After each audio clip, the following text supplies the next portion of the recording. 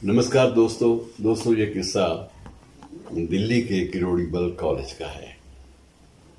College की कहानी मैं आपसे साझा नहीं कर रहा, मैं सिर्फ आपसे एक संदर्भ बांटना चाहता हूँ। और वो संदर्भ ये है कि अपने गुरु के प्रति, अपने शिक्षक के प्रति कितना सम्मान होना चाहिए मन में।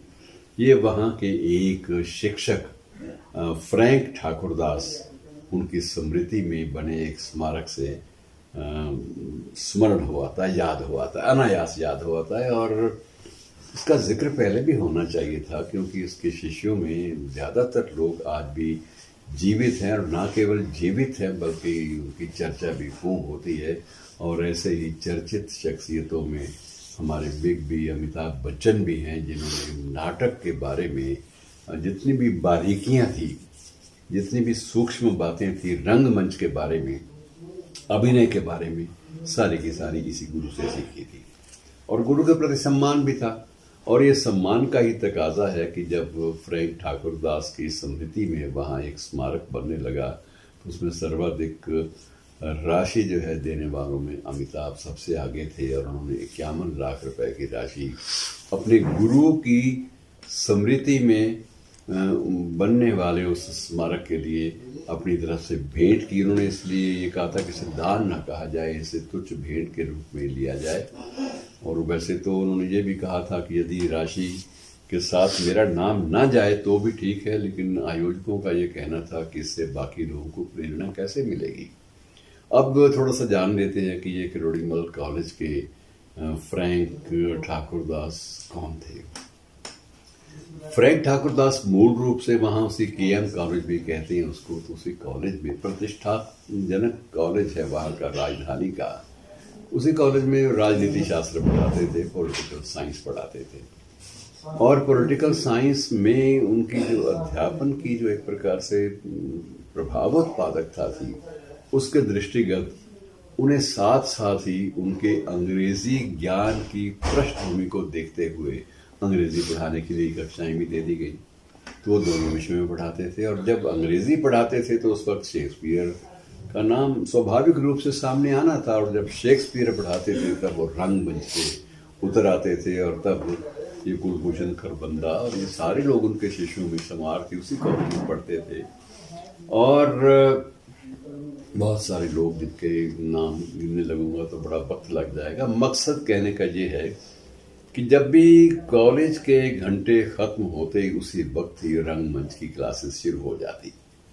और तब वो अमिताभ को, खरबंदा को और उनके अन्य साथियों को रंगमंच की एक एक बारीकी से परिचित कराते और उन्हें बताते कि रंगमंच का महत्व क्या है और इसके लिए अभिनय का क्या महत्व है और अभिनय किस अंदाज से किया जाए कि वो जो तथ्यात्मकता है, जो प्रभावोत्पादकता है सही स्टोरी की, सही कहानी की, उसको भी उजागर कर सके।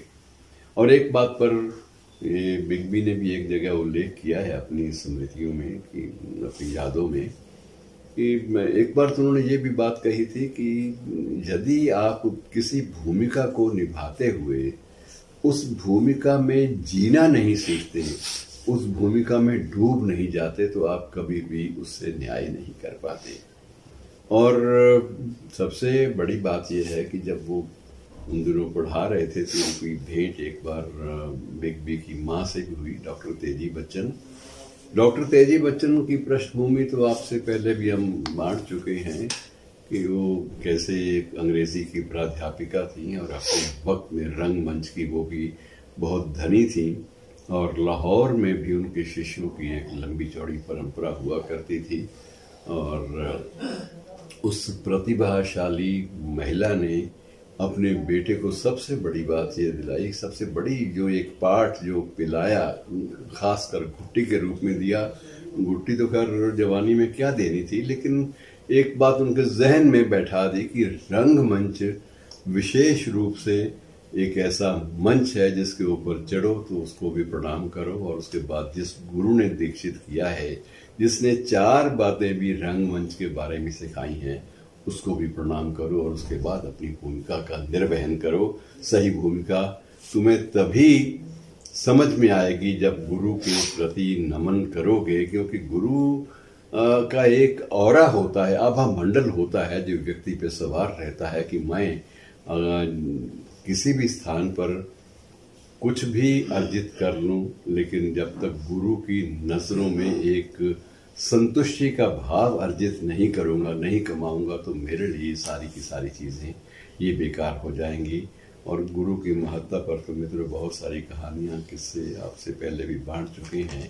सो फ्रैंक ठाकुरदास के प्रति ये सारा का सारा जो ग्रुप था इतना ज़्यादा कृतज्ञ रहा कि सब ने अपनी अपनी सामर्थ्य के अनुसार उनकी स्मृति को अक्षुण्ण बनाए रखने के लिए योगदान भी दिया, और हर जगह जहाँ तक संभव हो सके उनकी चर्चा एक गुरु के रूप में की।